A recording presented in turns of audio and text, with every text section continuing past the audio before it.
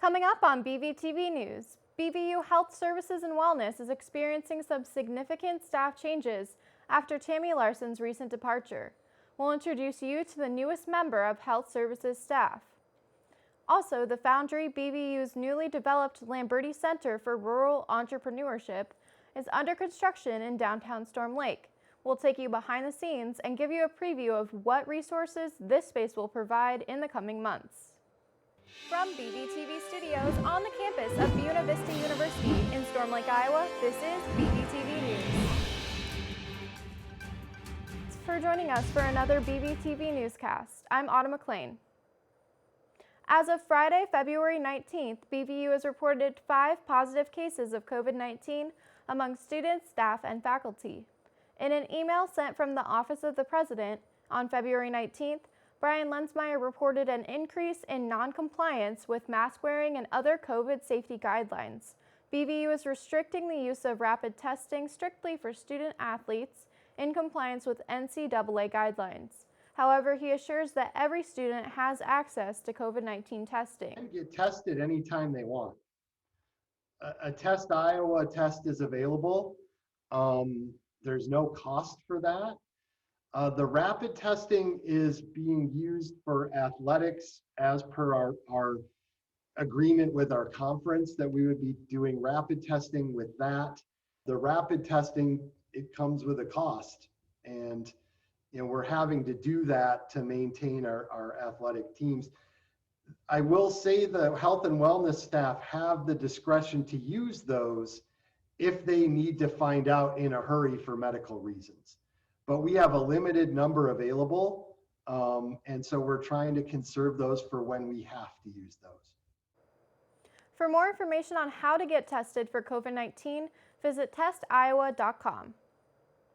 A building in downtown Storm Lake is being leased and renovated by BVU in an effort to promote rural entrepreneurship. BVU received a $2.9 million donation from Don Lamberti, used to develop office spaces for entrepreneurial students and provide resources to small business owners in the Storm Lake community. The Foundry was made possible by a large gift, a donation that was made by the Don and Charlene Lamberti Foundation. It was made about approximately 2 years ago, and it was a gift to the university for the purpose of focusing on economic development and rural entrepreneurship. Levity Tech, a software consulting company founded by BVU computer science alumni Basil Horsey, Michael Martin, and Cole Gosler, is the first startup company and tenant to be offered an office space at the Foundry. My name is Michael Martin. I'm a BVU alumni, and I'm also CTO of Levity. I started Levity with Basil Horsey, also a BVU alumni. And we're currently in the Foundry workspace, which is under construction at the moment. We're really excited to see it kind of grow and become something that we're really excited to start working in and make our business happen in. We're really grateful that we've been given the opportunity to have that resource given to us by BVU. It's made our launch much smoother as opposed to paying thousands a month in rent. Lori Stanton has assumed the role of Director for Health Services and Wellness as of February 4th. Blake McMillan reports on the recent changes in health services staff. The departure of Health Services and Wellness Director Tammy Larson, BVU students can anticipate some changes around campus. Lori Stanton and her new assistant Brenda Goodner have stepped up in Larson's place. So what I'm doing right now is what we're calling, it's called the Interim Director of Health Services and Wellness. And I stepped into the role of what Tammy was doing before she left. Goodner is the new campus nurse and assistant to wellness. Yeah, I feel like this is just all worked out perfectly for me and for us. Working in the medical field is already a changing landscape due to COVID-19, but Stanton and Goodner both admitted that the transition was rather smooth. When Brenda came, we've been able to have a lot more time together because our office is a little bit slower than it was last semester because our COVID numbers are down. Goodner says she's excited to have the chance to educate and inform students on the importance of health. I'm big on education. I have a pediatric emergency room background. So I have, that's a lot of educating of parents, a lot of educating of the kids and stuff. So I really love educating and making sure that people understand either what's going on with them or understand how to make themselves better. She also plans to teach and promote health on the BVU Wellness Instagram pages. Goodner says you can follow the BVU Health and Wellness pages on Instagram, TikTok, and Twitter. I'm Blake McMillan for Bvtv News. BVU has long struggled to hire faculty and staff from diverse backgrounds. Colin Imhoff reports on the outreach efforts to promote diversity on campus. In the state of Iowa, it is not uncommon to see small private colleges, but Buena Vista University is unlike a lot of these other schools as it sits on one of the most diverse towns in Iowa, Storm Lake. While the town is diverse, BVU's faculty and staff cannot say the same. While the student population here at BVU is somewhat diverse, the same cannot be said for the faculty and staff. Dr. Lensmeyer told me that the diversity rate among faculty, which includes all professors, is just 6%, and the diversity rate among staff, which includes all other BV employees, is only 12%. I sat down with Dr. Lensmeyer to find out why this is. We've made a lot of efforts in the last couple of years to expand the diversity of the faculty. We've started having search teams do implicit bias training. We've started advertising in journals that are read primarily by people from diverse backgrounds, specifically recruiting at institutions like historically black colleges and universities. And so far, we haven't been as successful as I'd like to see. While recruiting has clearly been a struggle, being a small school in a small town certainly doesn't help. There have been a number of times where we've really gotten a good candidate in line, and we're competing against somebody who's from a major metropolitan area. Helping Dr. Lensmeyer with this recruiting process has been one of the newest members of the BV staff, Executive Director for Diversity and Inclusion, Dr. Joel Berrien. I had a chance to talk with him about the importance of diverse faculty and staff. Diverse faculty and staff bring diverse perspectives. Diversity goes beyond just race, ethnicity, gender, age, and so on and so forth. It also is talking about diverse perspectives, diverse interpretations, and diverse ideas. So with diverse faculty, you bring diverse perspectives, you bring cultural competency, but they also serve as examples for other diverse student populations. With Dr. Berrien assisting Dr. Lensmeyer in the recruiting process for more diverse faculty and staff, results are sure to come. This is Colin Imhoff, Bvtv News. And now stories from the TAC, BVU's leading news organization. The newly established Robotics Club has yet to compete in an external conference due to COVID-19. Listen to a multimedia story by Hannah Kramer to learn how BVU Robotics is optimistically preparing for national competition. Also, recently appointed President Joe Biden and Vice President Kamala Harris signed 17 executive orders on their first day in office. Read an opinion article by Blake McMillan critiquing the pros and cons of the new administration. You can find both of these stories and more by visiting bvtac.com. Esports is new to BVU, but the team has hit the ground running competing in national tournaments this semester.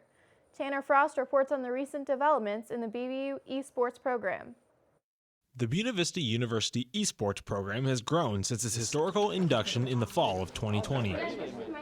Led by Director of Esports Trevor Berniking, the program has begun taking part in tournaments and competition at a national level, and Berniking has set the program's sights on new goals for the spring. Moving forward into the spring, we really focused on leagues, competing in Rainbow Six through a Face It League. We are starting to stream more. We have 25 to 30 students that are consistently practicing or playing. Berniking notes the addition of new games, streaming, and platforms has attracted new students to the program as the list of potential e-athletes grows by the day. We are focused on having fun, building fundamentals such as communication, team building, problem-solving skills that they can develop and move forward when they graduate from BVU. The program highlight so far has been the Rainbow Six Siege team, competing in a team-based first-person shooter game against the likes of the University of Illinois, Indiana, and Iowa so far this spring. They've taken it on kind of themselves. Michael Malone has done a great job of leading that team and treating it as a team. They do team building nights, bonding nights, really have started to develop a culture within the Rainbow Six team that we want for the whole team in general. I've tried to instill a positive culture by starting out with team chemistry, Trying to find a good team chemistry has been a little difficult, but we've now dedicated one day that was usually practice, which is a Friday, to do team bonding instead, where we'll sit down and watch pro teams play, or we'll just go out play card games and go out to eat or something like that. Berniking has also begun work to collaborate with the business, digital media, and computer science programs to help elevate the esports program's status to regional and national recognition. This has been Tanner Frost for The TAC. And now let's welcome Daniel Meisner as he presents us with all the sports updates you need to know. Daniel? The Rainbow Six Siege team faced off against Central Methodist University Monday, February 8th, where the Beavers forced overtime in the first match but fell 8-6 before taking a tough 7-0 loss in the second match. They now sit at 0-2 in the New England Collegiate Conference.